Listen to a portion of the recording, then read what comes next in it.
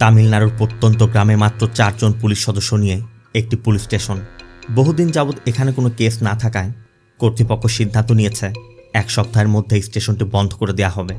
সময়ের শেষের দিকে সবাই যখন স্টেশনে মালামাল গোছাতে ব্যস্ত, তখনই গ্রামের বাইরে নির্জন জায়গায় এক ব্যক্তির কাটা মাথা পাওয়া যায়। আশেপাশে কোথাও কোনো বডি নেই। এটা কার মাথা? কি তার পরিচয়? কে আর কেন এই ব্যক্তিকে খুন করলো? বডিটাই বা কোথায় গেল? এই সকল রহস্যের সন্ধানে পুলিশের তদন্ত শুরু হয়। আর এই তদন্ত যে কোথা থেকে কোথায় নিয়ে যায় কল্পনা করতে পারবেন না। Hello friends, this is Plabon and welcome to Plabon world. বলছি তামিল ভাষায় সদ্য মুক্তি পাওয়া murder mystery suspense thriller web series Muthu alias কাট্টানের কথা।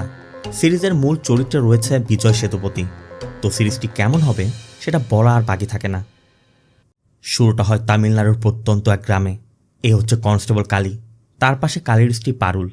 ইনি কালীর মা পার্বতী, সাথের ছেলেটার নাম কারুপ্পা। কালীর বাবা মারা যাওয়ার আগে তাদের জন্য 5,000-এর মতো ছাগল রেখে গেছে। তারপরও কালী পুলিশের চাকরি করে। এখানে একটা বিষয় বলে রাখি, পারুল আর পার্বতীর মানে বউ শাশুড়ির একদমই সাপ আর নেউলের মতো, কিন্তু কালীর নিরপেক্ষ। যাই হোক, কারুপ্পারও বহু ইচ্ছা তারও একটা ছাগল থাকবে, বছর বছর বাচ্চা দিবে, বিক্রি করে স্বাবলম্বী হবে। কিন্তু কালীর মা কোনো মতেই পেটে বাচ্চাসহ ছাগল কাউকেই দিবে না। এটা গ্রামের পুলিশ স্টেশন। বহুদিন যাবৎ এখানে কোনো ক্রাইম হয় না, কেসও আসে না। তাই 7 দিনের মধ্যেই থানার কার্যক্রম বন্ধ হয়ে যাবে। এখানে যারা কাজ করে তাদেরও শহরে ট্রান্সফার করা হবে।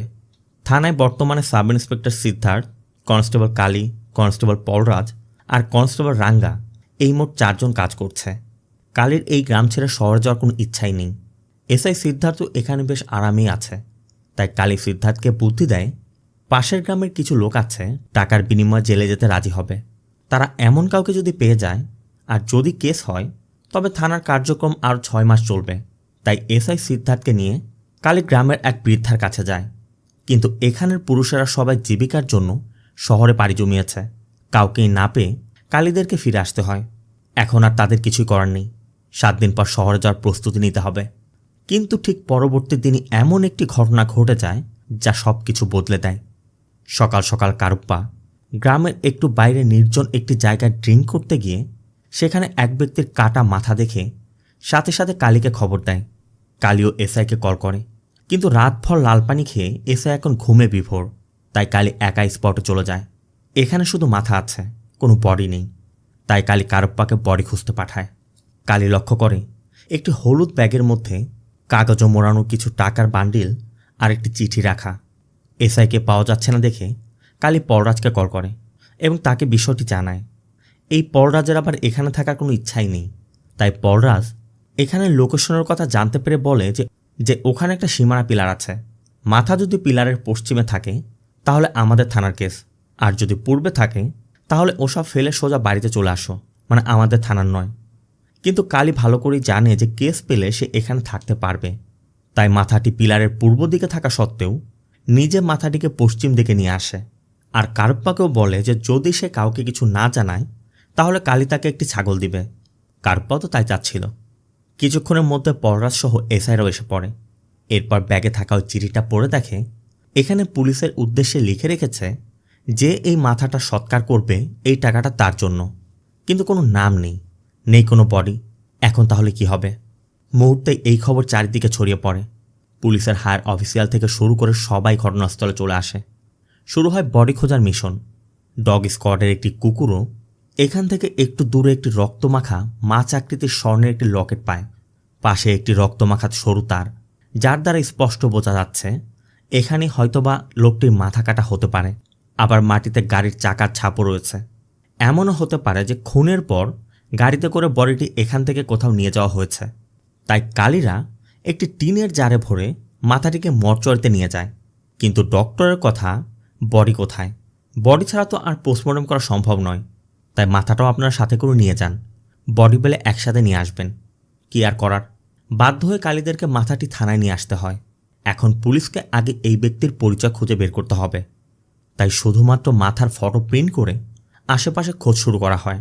আর এর মধ্যেই পাশের গ্রামের মুখিয়াকে ফটো দেখালে এসআই সিদ্ধার্থ তার আচরণের সন্দেহজনক মনে করে তাকে ভালোভাবে বোঝায় যে দেখুন, এই লোকটা মারা গেছে, এখন আমাদের তার পরিচয় দরকার। তাই কোনো তথ্য জেনে থাকলে আমাদেরকে জানান। সব কিছু শোনার পর মুখিয়া বলে যে ওর নাম মুথু। 3 বছর আগে 2014 সালে পুণ্যমারাপট্টি মেলাতে আমি ওকে দেখেছিলাম। মুখিয়ার তথ্য মতে ওই সময় মেলা উপলক্ষে মদুরাই থেকে একটি ডান্স গ্রুপ ভাড়া করে আনা হয়েছিল। মুথু ওই ডান্স গ্রুপের বাউন্সার ছিল। সেখানেই মুখিয়ার সাথে মুথুর পরিচয়। মুখিয়াও ছিল একদম চরিত্রহীন। সে মুথুর কাছে ওই ডান্স গ্রুপের একটি মেয়ের কথা বলেছিল। মুথু যেহেতু এখানে নতুন, তাই মুথু তাকে বলেছিল ডান্স শেষ হলে কথা বলবে। কিন্তু ডান্স চলাকালীন অবস্থায় 2 গ্রামের লোকেদের মধ্যে ঝামেলা বাঁধায় পুরো মেলায় পণ্ড হয়ে যায়। এরপর মুখিয়া আর মুথুকে কখনোই দেখেনি। মুখিয়ার থেকে এটাও জানা যায় যে ওই ডান্স গ্রুপ মদুরাইয়ের থাম্পাকালুর থেকে এসেছিল। এখান থেকে ফিরে কালী পারুলকে নিয়ে একটি রেস্টুরেন্টে খেতে যায়। সেখানে পারুল বলছিল, এখন আর কোথাও যেতে হবে না, তুমি এই কেসটি মন দিয়ে সলভ করো, তাহলে প্রমোশন পেয়ে এসআই হতে পারবে। যে জন্য যাওয়ার সময় পারুল রেস্টুরেন্টের মালিককেও মুথুর ফটোটি দেখায়। আর ওই ফটো দেখা মাত্রই লোকটি বলে ওঠে, এ তো আমার বস, তার জন্যই তো আজ আমার সব কিছু। এখানে তার কথায় জানা যায় সে এক সময় এখানে একটি খোলা ধাবায় কাজ করত। ধাবার মালিক তার সাথে খুবই বাজে আচরণ করত। এক রাতে মুথু এদিক দিয়ে যাওয়ার সময় ওই ধাবাতে খেতে বসলে সেও বিষয়টা লক্ষ্য করে যে কিভাবে মালিক তাকে অপদস্থ করছে। তাই মুথু খাওয়া দাওয়া শেষ করে তার যে গাড়িটা ছিল তার পিছের দিকের গোপন চেম্বার থেকে বেশ কিছু টাকা বের করে। আমরাও দেখতে পাই মুথুর ওই গাড়িতে বিপুল পরিমাণ টাকা রাখা। মুথু ওই রাতেই ওই ধাবার মালিককে 10 লক্ষ টাকা দিয়ে জমিসহ পুরো ধাবাটি কিনে এই বৃদ্ধকে দিয়ে দিয়েছিল, যার জন্য আজ সে এত বড় রেস্টুরেন্টের মালিক হতে পেরেছে। তাই আজ তার যা কিছু সব মুথুর জন্যই। কিন্তু মুথু কোত্থেকে এসেছিল বা গাড়ির নম্বর কোনো কিছু সে জানে না। তবে যাওয়ার সময় কালীর থেকে মুথুর ফটোটি চেয়ে নেয়, কারণ এটাই তার শেষ স্মৃতি। কালী থানায় ফিরে এসআইকেও বিষয়টি জানালে এসআই কালীকে নিয়ে ওই ডান্স গ্রুপের খোঁজে মদুরায় যায় এবং খুঁজতে খুঁজতে সেই ঠিকানাটিও পেয়ে যায়। সেখানে তাদের ডান্স গ্রুপের ম্যানেজারের সাথে পরিচয় হয়। কিন্তু ম্যানেজার জানায় মিনা চলে যাওয়ার পর তারা ডান্স গ্রুপ বন্ধ করে দিয়েছে। মুথুর বিষয়ে জানতে চাইলে সে জানায় 2012 সালে তারা যখন একটি মেলাতে ডান্স করতে গিয়েছিল, সেখানে স্থানীয় কিছু গুন্ডা তাদের সাথে ঝামেলা বাঁধায়। তখনই আচমকা মুথু এসে ওই গুন্ডাদেরকে সরিয়ে তাদের রক্ষা করেছিল। এরপর মুথু 1 বছর তাদের সাথে ছিল, কিন্তু 3 বছর আগে কোথাও চলে গেছে। তারা কেউই জানে না মুথু কোথায় গেছে। ওই ডান্স গ্রুপের সদস্যরা উপর ঘরে থাকত। এখনও তাদের কিছু জিনিসপত্র উপরে আছে, তাই সিদ্ধার্থরা উপরে তল্লাশি করে। আর এখানেই ওই ডান্স গ্রুপের ডান্সার মীরা আর সিদ্ধুর ফটো পাওয়া যায়। সাথে হাতির পিঠে বসা অবস্থায় মুথুরও একটি ফটো আছে। এই ফটোটি 2005 সালে কেরালা থেকে তোলা হয়েছিল। তার মানে মুথু ওই সময় কেরালায় ছিল। হাতিটাও যেহেতু পালিত, তাই এই হাতি এখন কোথায় আছে এটা খুঁজে বের করতে পারলে হয়তোবা মুথুর কোনো তথ্য পাওয়া যাবে। এজন্য এসআই তার পরিচিত একজন ভেটেরিনারি বিশেষজ্ঞের সাথে যোগাযোগ করে, যে হাতিদের সম্পর্কে তথ্য রাখে। আর এরপর থানায় ফেরা মাত্রই ওই হাতিরও তথ্য পাওয়া যায় যে হাতিটি এখনও কেরালাতেই আছে। তাই এসআই সিদ্ধার্থ কালীকে নিয়ে কেরালা যাওয়ার প্ল্যান করে। কিন্তু কালীর আবার ছাগলের ভ্যাকসিন দিতে হবে, তাই এসআই রাঙ্গাকে নিয়ে সোজা কেরালাতে রওনা হয়ে যায়। এদিকে কালী আর পারুল যে রেস্টুরেন্টে গিয়েছিল, সেই লোকটা মুথুর ফটো দোকানে টাঙিয়ে রেখেছে। এক ব্যক্তি মুথুকে দেখা মাত্রই চিনে ফেলে এবং জানায় যে 1997 সালে মুথু তার ঘড়ির দোকানে মেকানিকের কাজ করত। একদিন সিবেটার নামে এক লোক আচমকা মুথুর কাছে তার ঘড়ি সারাতে আসে, কিন্তু মুথু লক্ষ্য করে তার ঘড়ি তো একদম ঠিকঠাক, কোনো সমস্যাই নেই। তবে সিবেটান কোনো কথা না বলেই সেখান থেকে চলে যায়। এরপর মুথু লক্ষ্য করে সিবেটান যাওয়ার আগে হলুদ রঙের একটি ব্যাগের মধ্যে বেশ কিছু স্বর্ণের বার ফেলে গেছে। ওই সময় মুথু তার মালিককেও কিছু জানায়নি। সে যত্ন করে ব্যাগটি তুলে রেখেছিল। আর 1 সপ্তাহ পরে সিবেটান যখন ব্যাগ আর ঘড়ি নিতে আসে, তখনই দোকানের মালিক জানতে পারে মুথু তাকে না বলে এতদিন পর্যন্ত দোকানে এসব রাখায়। সে মুথুর উপর উত্তেজিত হয়ে ওঠে, কারণ এ কারণে পুলিশের ঝামেলা হতে পারত। তাই সে মুথুকে রাগের বশে দোকান থেকে বের করে দেয়। আর ওই মুহূর্তেই সিবেটান মুথুকে তার সাথে মুম্বাইতে নিয়ে গিয়েছিল। এরপর সে আর কখনোই মুথুকে দেখেনি। কালী এই ঘটনার কথা জানতে পেরে এসআইকেও বিষয়টি জানায়। কিন্তু এসআই কালীকে বলে যে ওই ডান্স গ্রুপে সিদ্ধু নামে একটি মেয়ে এখন টেইলারের কাজ করে, তুমি আগে তার খোঁজ করো। এর মধ্যে এসআইরা একটি মন্দিরে গিয়ে সে হাতিটাকে পেয়েও যায় এবং কথা বলে জানা যায় হাতিটা আগে মুথুর কাছে ছিল। এমনকি বছরখানেক আগেও মুথু একবার হাতিটাকে দেখতে এসেছিল। আর অফিসে কথা বলে জানা যায় কোচির একটি ট্রাস্ট থেকে হাতিটিকে আনা হয়েছিল। এসআইরা ওই ট্রাস্টের ঠিকানাও নিয়ে নেয়। আর এরপর লোকাল থানায় যোগাযোগ করলে সেখান থেকে আমারভাতি অরফানেজের ভিনায়ের নামে এক ব্যক্তির কথা জানতে পারে, তবে তাকে আগামীকাল পাওয়া যাবে। তাই সিদ্ধার্থ আর রাঙ্গা এখানে একটি গেস্ট হাউসে ওঠে। অন্যদিকে কালী সিদ্ধুর খোঁজ করতে গিয়ে জানতে পারে যে মধু একসময় এই গ্রামে ছাগলের বিষটা কালেক্ট করত, এক কথায় গোবর কালেক্ট করত। এমনকি তার বিনিময়ে গ্রামবাসীকে হাঁড়ি পাতিল থেকে শুরু করে বিভিন্ন জিনিসপত্র প্রোভাইড করত। তবে সারাদিন গ্রামে ঘুরে ঘুরে এই গোবর কালেক্ট করলেও সন্ধ্যাবেলায় গ্রামের বাইরে নিয়ে সেগুলো ফেলে দিত। মধু কেন যেগুলো করত তা কেউই জানে না। অন্যদিকে সিদ্ধার্থ আর রাঙ্গা অরফানেজে গিয়ে জানতে পারে মধু একসময় এখানে ম্যানেজারের দায়িত্বে ছিল। এই অরফানেজটি সিবেটান শুরু করেছিল। তবে 2009 সালের পর সিবেটান এখানে আর আসেনি। তার অনুপস্থিতিতে এখানের এমএলএ বেনি আর বেনির ছোট বোন জেসি, যে এখানের একটি কলেজের প্রিন্সিপাল, তারাই অরফানেজের দেখাশোনা করছে। সাথে আরও জানা যায় 2006 সালে একটি গ্রুপ অরফানেজে হামলা করেছিল। তখন এখানে বোমা বিস্ফোরণ হয়। যারা করেছিল সবাই কারাগারে যাবজ্জীবন কারাদণ্ড ভোগ করছে। থানা থেকে জানা যায় ওই কেসের জনি সহ মোট 5 জন আসামি এখনও জেলে আছে। এসআই সিদ্ধার্থ এমএলএ বেনির নম্বরও কল করে, কিন্তু বেনি তখন শহরের বাইরে থাকায় তার অ্যাসিস্ট্যান্টের সাথে কথা বলে এসআই জানতে পারে সে 2 দিন পর ফিরবে। তবে এসআই তাকে মথুর মৃত্যুর বিষয় জানিয়ে দেয়। এ পর্যন্ত সিদ্ধার্থ মথুর সম্পর্কে যা কিছু জেনেছে তা হল 1997 সালে মথু ওয়াচ মেকানিক ছিল, 2005 সালে হাতি দেখাশোনা করত, 2006 সালে অরফানেজের ম্যানেজার ছিল, 2012 সালে গ্রামে গ্রামে ঘুরে গোবর কুড়াতো, আর 2013 সালে কানমানি ডান্স গ্রুপে বডিগার্ড হিসেবে ছিল। কিন্তু সাধারণ এক ধাবার কর্মচারীকে মতো 10 লাখ টাকা দিয়ে দিল, আবার গোবরের বদলে গ্রামবাসীর জন্য এত টাকা খরচ করত। সিদ্ধার্থের মাথায় এটাই আসছে না এত টাকা মধু কোথায় পেত। এই টাকার সোর্স খুঁজে পেলে হয়তোবা খুনি পর্যন্ত পৌঁছানো যেতে পারে। এর মাঝে কালীর ডান্স গ্রুপের সিদ্ধুর সাথে দেখা করে। সিদ্ধু তখন টেইলারে কাজ করে। তার সাথে মিনা নামে যে মেয়েটা ডান্স করত, সিদ্ধুর সাথে অনেক দিন যাবত তার কোনো যোগাযোগ নেই। তবে মধুর বিষয় জানতে চাইলে যে মধু 3 বছর আগেই তাদের ডান্স গ্রুপ ছেড়ে চলে গিয়েছিল। তারা মধুর কোনো ঠিকানাও জানে না, কারণ মধু এই শর্তেই ডান্স গ্রুপে জয়েন করেছিল যে কেউ কখনোই তার পরিচয় জানতে চাইবে না। অবশ্য মধুর এই ডান্স গ্রুপে জয়েন করার পিছিয়ে একটা স্টোরিও আছে। 2012 সালে মিনা আর সিদ্ধু একটি প্রোগ্রামে যেতে বাসের জন্য অপেক্ষা করছিল। সময় মতো বাস না পাওয়ায় তারা তখন মধুর গাড়িতে লিফট নেয়। মধু তখন গ্রামে গ্রামে ঘুরে গোবর সংগ্রহ করত। এর আগে আমরা যে ঘটনা দেখেছিলাম, মানে মধু গুন্ডাদের হাত থেকে মিনাদেরকে রক্ষা করেছিল, ঘটনাটি মূলত ওই রাতেই ছিল। মধু তাদেরকে ড্রপ করে পাশেই অপেক্ষা করছিল। তখন স্থানীয় লোকজন ঝামেলা করায় মধু এসে সমাধান করে তাদেরকে রক্ষা করে।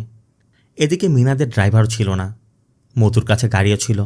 তাই মিনারা মধুকে তাদের সাথে কাজ করার অফার করে। মধু তখন শর্ত দিয়েছিল কেউ কখনো মধুর পরিচয় জানতে চাইবে না, আর মধুর থাকার জন্য একটি আলাদা রুম দিতে হবে।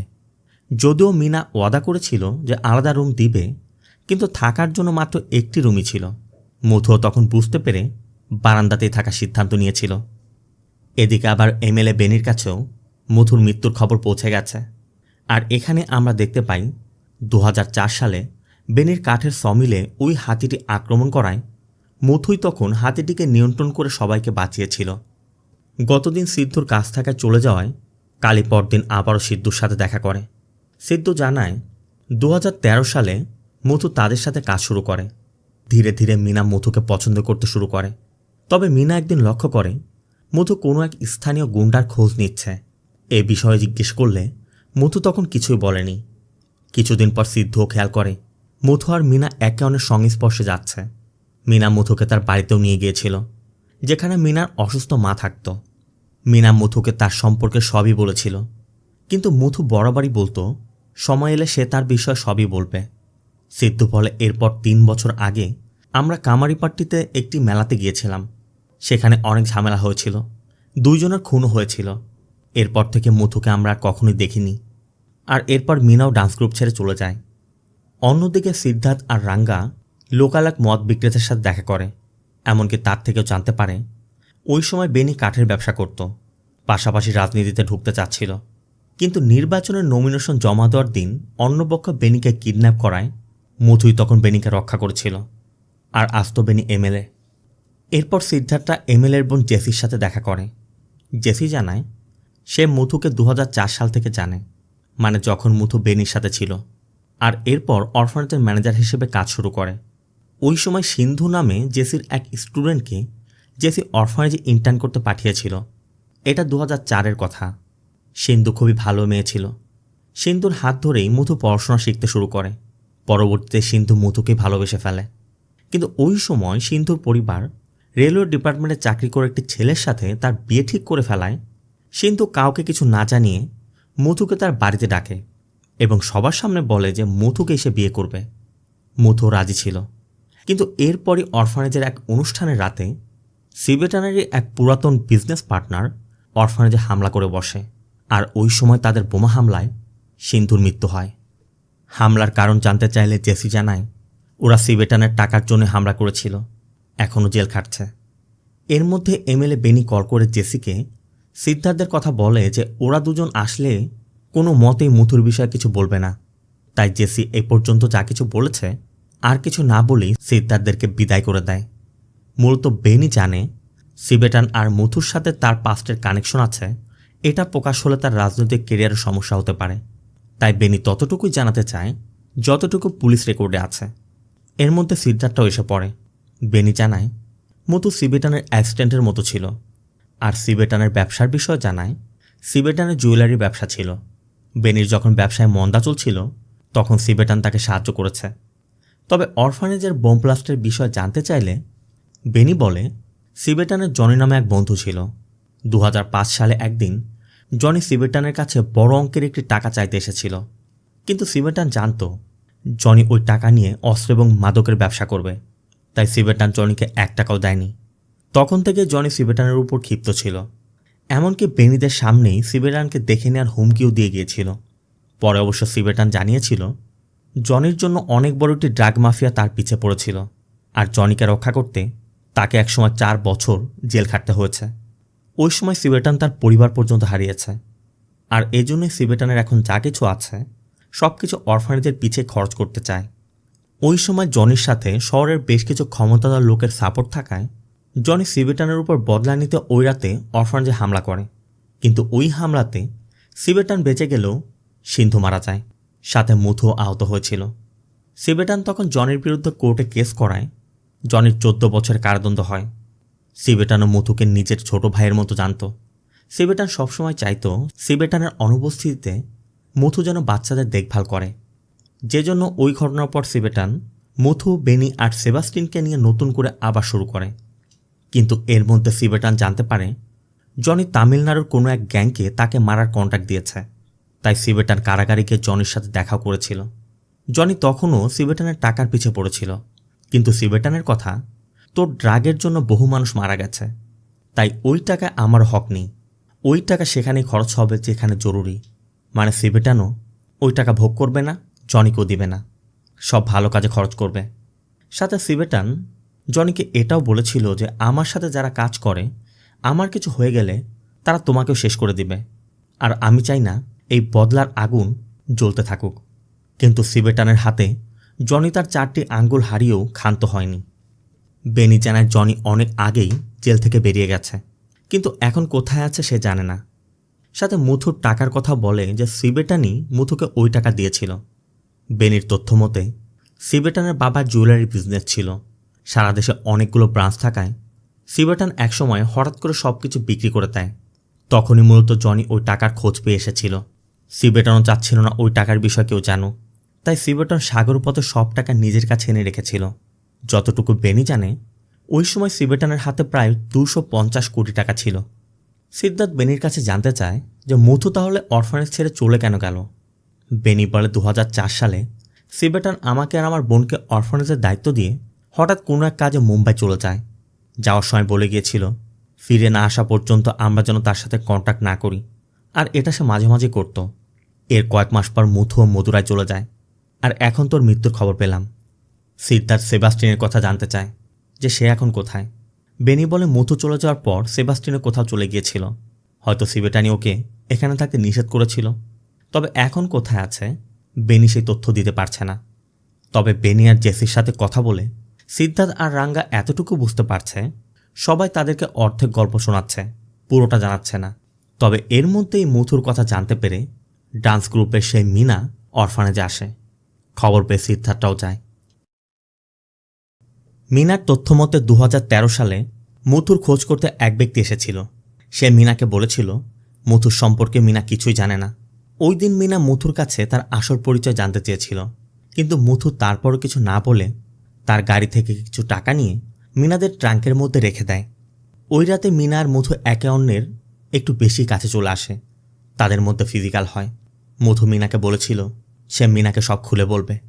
তবে তারপরই মিনা একদিন ট্রাঙ্কে থাকা মুথুর রাখা ওই ব্যাগটি পেয়ে যায়, যার মধ্যে একটি চিঠিতে লেখা ছিল, আমি তোমাকে পেয়ে নতুন জীবন খুঁজে পেয়েছিলাম। তোমার সাথে কাটানোর সময় আমি কখনো ভুলব না, কিন্তু আমার আরও একটি কাজ বাকি আছে। আমার ভয় হচ্ছে আমার কোনো শত্রু হয়তো বা তোমার কোনো ক্ষতি করতে পারে, তাই আমার অপেক্ষা করবে না। এই চিঠি আর টাকা রেখে মুথু সেদিন চলে গিয়েছিল। তারপর মিনাও ডান্স গ্রুপ ছেড়ে দেয়।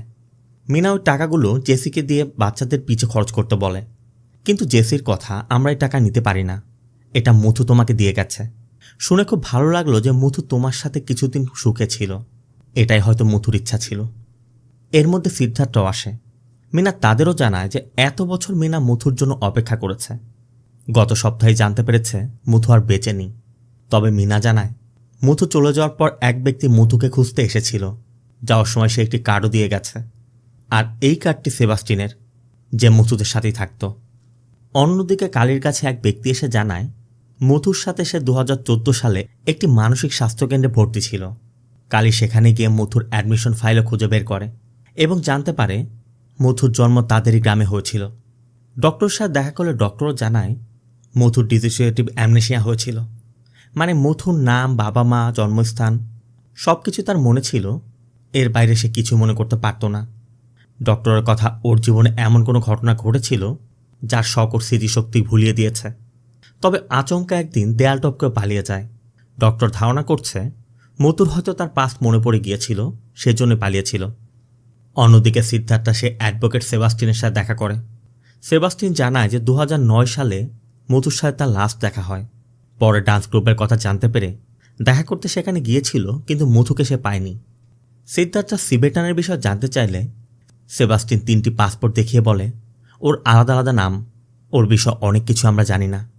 সেবাস্টিনের তথ্য মতে সিবেটান মুম্বাই যাওয়ার পর 2009 সালে আবারও একবার এসেছিল।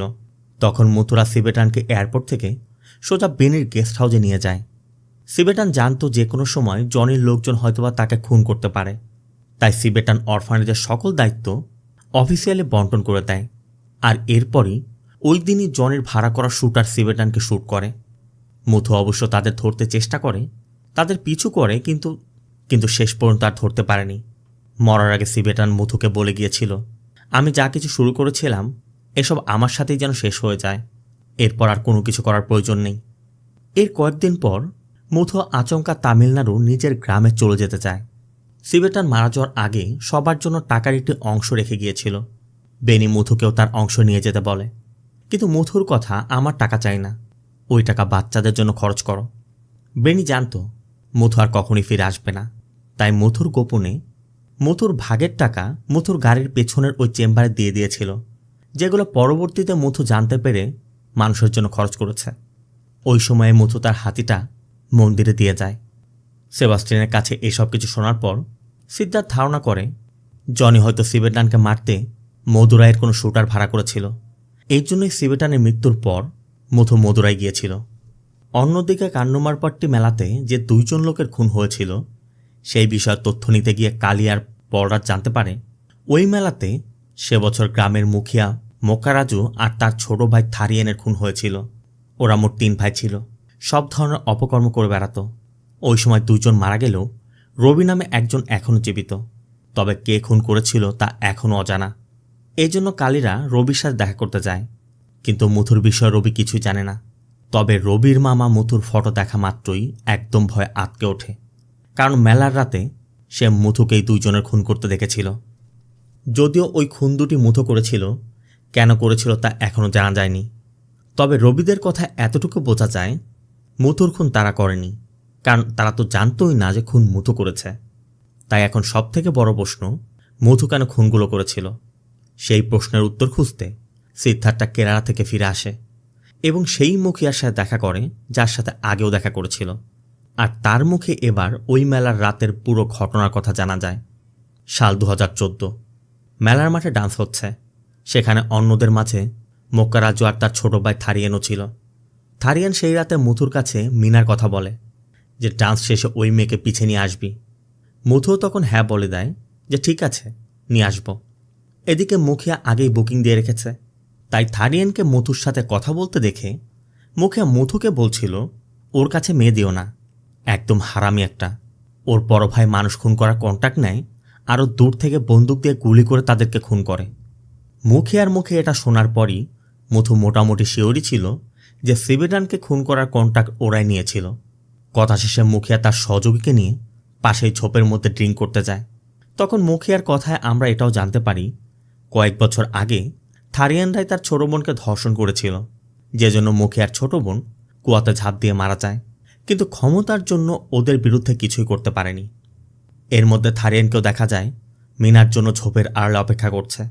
কিন্তু কিছু সময় পর মুথু একাই সেখানে আসে এবং জানায় মিনাকে সে বিয়ে করবে।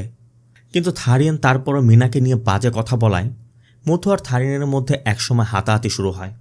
এক পর্যায়ে থারিয়ান মুথুর পরিচয় জানতে চাইলে মুথু সিবেটানের কথা বলে, আর এই নামটা শোনা মাত্রই থারিয়ান ভয় পেয়ে যাওয়ায় মুথু বুঝে যায় ওই দিন সিবেটানকে থারিয়ানই শ্যুট করেছে। তাই মুথু থারিয়ানের হাতের হাড় ভেঙে তার গলার মধ্যে ঢুকিয়ে থারিয়ানকে হত্যা করে। মুখিয়ারা দূর থেকে সবই দেখছিল মুথু কিভাবে খুন করছে, কিন্তু খুনের কারণ তখনও তারা জানে না। তখনও মোকারাজু বাকি। তাই মুথুই মেলার মাঠে ইট ছুঁড়ে 2 গ্রামের মধ্যে ঝামেলা বাঁধিয়ে দেয়। এদিকে থারিয়ানের খুনের কথা শুনে সবাই যখন সেদিকে দৌড়ে যায়, সেই সুযোগে মুথু এক কোপে মোকারাজুর মাথা শরীর থেকে আলাদা করে ফেলেছিল। এই ছিল মূলত ওই রাতের আসল ঘটনা, যা মুখিয়া জানা সত্ত্বেও এখনও পর্যন্ত জানায়নি। কারণ ওই রাতে শুধুমাত্র মুথুরই নয়, তার নিজেরও প্রতিশোধ পূর্ণ হয়েছে। এর মাঝে আমাদের মুথুর আরেকটি দৃশ্য দেখানো হয়, যেখানে মুথু একদিন গ্রামে তার পরিচিত এক ব্যক্তিকে কিছু টাকা দিয়ে তার জন্য একটি কাজ করে দিতে বলেছিল। মুথু তাকে কথাও দিয়েছিল এর জন্য তার কোনো সমস্যা হবে না। এমনকি সময় মতো লোকেশনে পৌঁছে ওই টাকার ব্যাগটি কাটা মাথার পাশে রেখে আসতে বলেছিল। পুলিশের কাছে এ পর্যন্ত যে তথ্য আছে তাতে ওই মেলাতে মুথুই খুন করেছিল। কিন্তু তারপর মুথু কোথায় গিয়েছিল, মুথুকে কে মারল এখনও অজানা। তাই কোর্ট মর্চরিতে থাকা মুথুর ওই মাথাটির সৎকার করার আদেশ দেয়। তবে ঠিক তার আগ মুহূর্তেই মুথুর সাথে কাজ করা ড্রাইভার বাবু শেষবারের মতো মুথুর মাথাটি দেখতে আসে। আর তার কাছে জানা যায় মুথুরা খবর পেয়েছিল 10 বছর সাজা কাটার পর জনি জেল থেকে বের হয়েছে, কিন্তু মুথুরা কোথাও তাকে খুঁজে পাচ্ছিল না। তবে 3 মাস আগে জনি তার লোকজন নিয়ে বাবুকে কিডন্যাপ করে, কারণ তারা জানতো বাবুকে বাঁচাতে মুথু আসবে। তারা বাবুর ফোন থেকে মুথুকে কল করে একটি ফ্যাক্টরিতে ডাকে, যেখানে জনি বাবুকে পিটিয়ে ঝুলিয়ে রেখেছিল। মূলত জনি জানতো সিবেটানের টাকা কোথায় আছে তা মুথু জানে, তাই ওই টাকার জন্যই জনি মুথুকে বেঁধে রেখে মুথুর সামনে বাবুকে টর্চার করতে শুরু করে। কিন্তু কোনো এক মুহূর্তে মুথুর হাতের বাঁধন খুলে যাওয়ায় মুথু সেই দিন বয়লারের মধ্যে জনি সহ তার 3 সহযোগীকে খুন করেছিল। তবে জনি মারা যাওয়ার আগে তাকে বলেছিল এই সব কিছু তার মৃত্যু দিয়ে শেষ হবে না, মুথু যেদিন মারা যাবে সেদিনই এই সব কিছু শেষ হবে।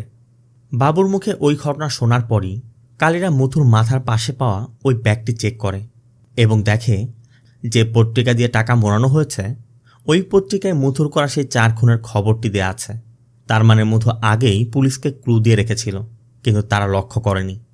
আর এই সব কিছুর দ্বারা সিদ্ধার্থ শেষ পর্যন্ত বুঝতে পারে বেনির দেয়া তথ্য মতে জনি মদুরাই থেকে শুটার ভাড়া করে সিবেটানকে খুন করিয়েছিল। মুথু বুঝে গিয়েছিল ওই শুটার মদুরাইয়ের আশেপাশের হবে, তাই গোবর কেনার বাহানায় মুথু গ্রামে ঘুরে ঘুরে ওই শুটারকে খুঁজত। পরবর্তীতে কানমানি ডান্স গ্রুপে জয়েন করে মুথুর কাজটা আরও বেশি সহজ হয়ে যায়, কারণ ডান্স প্রোগ্রামে সব ধরনের লোক জমা হতো। এতে খুনিকে খুঁজতে মুথুর সুবিধা হতো। আর পরবর্তীতে ওই মেলাতে মুথু সিবেটানের খুনিদেরকে পেয়ে তাদেরকে খুন করে সিবেটানের খুনের বদলা নেয়। এরপর জনি জেল থেকে ছাড়া পাওয়ার পর মুথু তাকেও হত্যা করে। মুথু জানতো যে এই বদলার আগুন জ্বলতেই থাকবে, আর মুথু চাচ্ছিল না সে যাদেরকে ভালোবাসে যেমন মিনা, তাদের কোনো ক্ষতি হোক, তাই মধু নিজেই নিজের মৃত্যুর পরিকল্পনা করেছে। এখন প্রশ্ন আসতে পারে, মধুর কাটা মাথা আর টাকার অর্থ কী? এটা মধুরই পরিকল্পনা ছিল। পুলিশ মধুর ফটো নিয়ে কেরালা সহ বিভিন্ন জায়গায় ঘুরে ঘুরে সবাইকে মধুর মৃত্যুর কথা জানিয়ে এসেছে, যেমনটা আত্মীয়ের মাধ্যমে মানুষ একে অন্য থেকে জানে। যে জন্য মধুর যারা শত্রু ছিল, মানে জনির লোক বা রবি, যেই রবির 2 ভাইকে সে খুন করেছিল, তারা মধুর মৃত্যুর ঘটনা জানতে পেরে মধুকে খোঁজা বন্ধ করে দিবে। এভাবেই মধু মিনাকে বাঁচিয়েছে। আর এই সব কিছু করতে মধু পুলিশকে ব্যবহার করেছে। কিন্তু মধু মেন্টাল হসপিটালে কেন ভর্তি হয়েছিল? মধু নিজে কিভাবে নিজের মাথা কাটল? বডিটাই বা কোথায় গেল? এই প্রশ্নের জবাব কারোর কাছে নেই। এরপর সিদ্ধার্থরা মধুর মাথার সৎকার করে। আর মধুর চিঠিতে যেভাবে লেখা ছিল যে যেই ব্যক্তি সৎকার করবে এই টাকাগুলো সে পাবে, তাই টাকাগুলো কারপ্পাকে দিয়ে দেওয়া হয়। আর সবশেষে আমাদেরকে দেখানো হয় মিনার একটি ছেলে সন্তান আছে। আর এখানেই সব রহস্যের জটলা খুলে যায়। আমরা আগেও দেখেছিলাম মধু আর মিনার ফিজিক্যাল হয়েছিল, তার মানে এই সেই বাচ্চা। অর্থাৎ মধু মিনা আর তাদের সন্তানকে রক্ষা করতেই শেষ পর্যন্ত এই সিদ্ধান্তটি নিয়েছিল। আর এর ভিতর দিয়েই মধু আলিয়াস কাট্টানের গল্পের সমাপ্তি হয়। তো গল্পটি আপনার কেমন লাগলো অবশ্যই কমেন্টে জানাবেন। ভিডিওটি ভালো লাগলে ভিডিওতে লাইক দিয়ে চ্যানেলটিকে সাবস্ক্রাইব করতে একদম ভুল করবেন না। দেখা হবে অন্য কোনো মুভি বা সিরিজের এক্সপ্লেনেশন ভিডিওতে। ততক্ষণ সব ভালো থাকবেন, সুস্থ থাকবেন। আল্লাহ হাফেজ।